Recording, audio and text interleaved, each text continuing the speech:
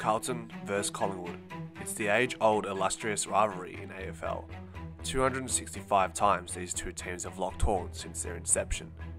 Collingwood do lead within the head-to-head tally overall, but many Blues die-hard fans would point to the head-to-head record in grand finals, with Carlton winning 5 of the 6 times they've met the Pies in the grand final. Perhaps that is one part of the semblance of the nickname for the Pies, the Collywobbles. But fast forward to today, the Pies are currently 8-2 since 2018 against Carlton, their arch nemesis. But I want to rewind back to a game that for one side was pure ecstasy, while contrastly for the other, it was heartbreak to the nth degree that led to a great despondence that would fester in their minds for the rest of the season and the off-season. I'm talking about round 23, 2022. A date was set for the Pies and the Blues in the final game of the regular season on a Sunday afternoon where 88,000 footy apostles would gather together in the Sports Coliseum that is the MCG. To truly grasp the magnitude that the result of this game would have on both sides of the table, I will need to briefly illustrate where both sides were at coming into the final round of the home and away season. The Pies had seen a complete reform at the club at all levels through the committee, coaching panel and gameplay that was espoused by the players. Fly McRae came to the Collingwood helm with a goal that had no ceiling in 2022. Of course, the acquisition of a father-son product, Nick Dacos, certainly provided further optimism for the Pies fans when it came to season 2022. Following a disappointing 2021 season, the Pies came into the game against the Blues with an 11-game win streak earlier in the year, the 5th longest winning streak in Collingwood's 130-year history. Also, the Pies may have unintentionally developed an innate comfortability with playing in close games, and evidently winning them. A run of games between round 15 and round 21 saw the Pies win all those games by 11 points or less. With the loss at the hands of Sydney at the SCG by 27 points in round 22, it would mean the Pies had dropped out of the top 4 and would need results to fall their way in the final round, while also winning their game against Carlton if the Pies wanted to secure the double chance. Fortunately, in the first game of round 23, the D's dealt a favour for the Pies, defeating the Lions at the MCG by 58 points, officially leaving the final spot in the top 4 there for the taking, as long as the Pies can hold up their end of the bargain and beat Carlton. After another subpar year for Carlton in 2021, finishing 13th, it was time for Blues to surmount their modern-day mediocrity. They set the motive very well in the off-season by appointing a perennial winner in his playing career, Michael Voss. While his prior head coach experiences for the Lions early in his coaching development wasn't anything to ring home about, it was time for another tilt as the head of the snake for Vossi, under no greater spotlight than being the head coach for a failing Carlton side. The Blues reached the heights of top 4 contention early in the season, finding themselves placed 3rd on the ladder, boasting an unlikely 8 wins and 2 losses winning record to kick off the commencement of Vossi's Blues look-in. The surge in the Blues performances had a lot to do with the eventual 2022 Brownlow medal winner, Patrick Cripps, who averaged 28 disposals a game and 1 goal a game. Charlie Curnow was carefully plotting his ascendancy during his few years away from the game, thanks to nagging knee injuries. So, it was really good. Sorry. Oh, there we go. Harry Mackay. And what a steep ascendancy it was. Charlie absolutely erupted and became the premier forward of the league, kicking 64 goals for the year and taking home the Coleman medal for his troubles. However, the Blues would fall back down to earth and succumb to a 4 wins and 8 loss losing record in the final 12 games. Is it a point or a goal? It's a goal! And with the Bulldogs winning their final game in round 23 against the Hawks, it would mean the Blues would need to win or draw to make the top 8 for the first time since 2013. Right, now the scene is set. Pies win, and they can start wondering about a real tilt at the flag. A loss, and an unlikely task is set from outside the top 4. For Carlton, a win or draw, and it's finals. Lose, and there would be no finals, and a melancholy 6 months that would follow during the off-season. It has come to this. Good bounce. Pinnernet worried out of it. Pendlebury, big game. The Pies would strike first blood in the first quarter with a classy snap by Mr. Reliable steel side bottom. Is he left-footed or right-footed? I often forget. To come at him, which is strange. I thought they might have had another 1 or 2 from different angles. Side bottom's got it working magnificently, drawing it back to the punt road end. Jack Crisp led the way for the Pies in the first quarter, kicking this goal under the pump. To park himself under that.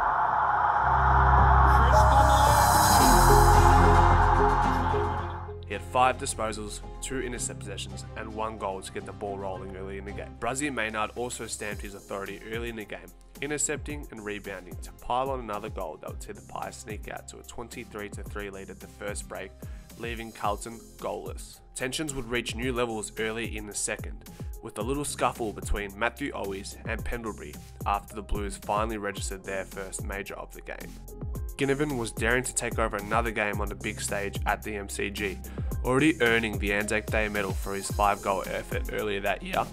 Jack had 2 important goals to his name in the first half.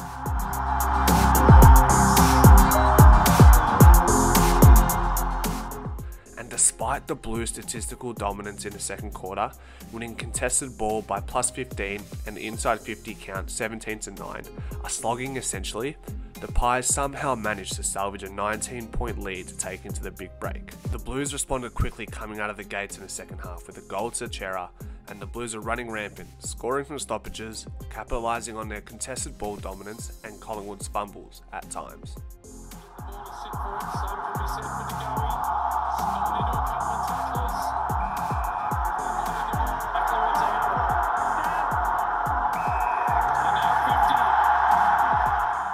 Who remembers this joke of a rule where if the player with the ball would sell candy and the player of the opposition would run off their mark, would result in a costly 50-metre penalty, and in this case it results in a direct goal from the centre-bound stoppage.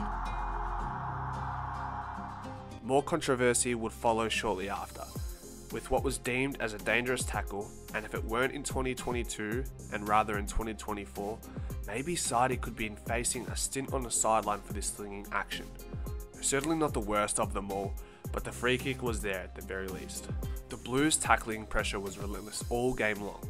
This effort and Curno's goal evaporates Collingwood's initial 19-point lead in the space of 5 minutes into the third quarter. Game on for the Blues, while the game is slipping right in front of the Collingwood faithful. All of a sudden, the Pies are allocated their greatest challenge yet in 2022. The Pies are asked to overcome a 24-point deficit against a raging Blues who are hell-bent on clinching a final spot. It was a 51-8 quarter for the Blues in the third, thanks to 38 points scored from stoppage, a number they would typically average in an entire game, not just one quarter. Cripps was leading from the front with 9 disposals and 7 contested possessions for the quarter. Astonishing. Early misses in the fourth quarter for Carlton like this kept the Pies in with a glimmer of hope. Billy rises high and timely, not for the first time this season, and maybe not his last for this game.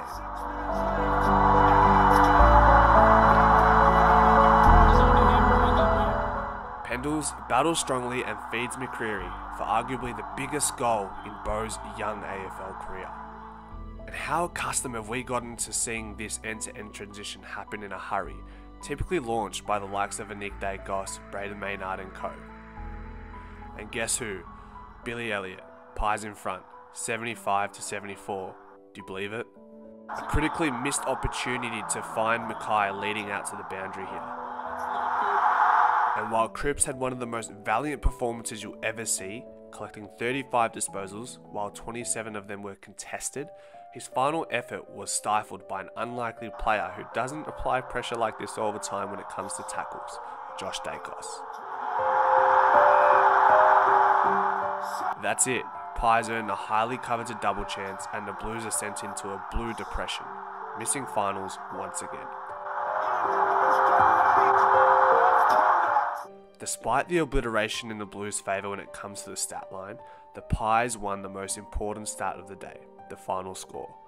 However, it wouldn't do the context of how big the win was justice if I didn't read out some interesting points here.